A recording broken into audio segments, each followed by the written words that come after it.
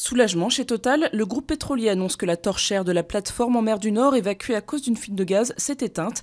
Les experts craignaient un contact suivi d'une explosion. Prochaine étape, le forage de puits de dérivation pour colmater la fuite, une opération qui pourrait prendre jusqu'à 6 mois.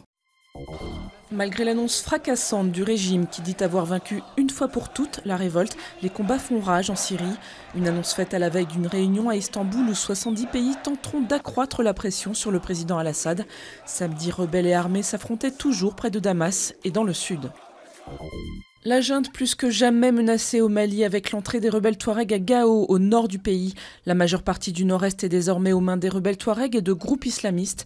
Conséquence, les forces d'intervention des pays d'Afrique de l'Ouest sont en alerte. Où dormir ce soir? Une question que se posent samedi des milliers de SDF avec la fin du plan hivernal de mise à l'abri, alors que gouvernement et associations s'affrontent sur la pérennisation des 19 000 places d'hébergement d'urgence. Les occupants de cette caserne en région parisienne ont entre guillemets de la chance.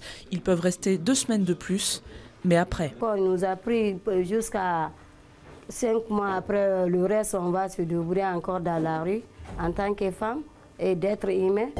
Le 2, le 4, le 23, le 38, le 46, numéro complémentaire, le 23.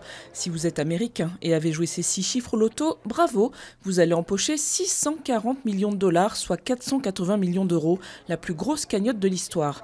Aux dernières nouvelles, il y a au moins 3 tickets gagnants. Et dire que les organisateurs avaient juré qu'il y avait moins de chances de décrocher le jackpot que d'être tué par la foudre.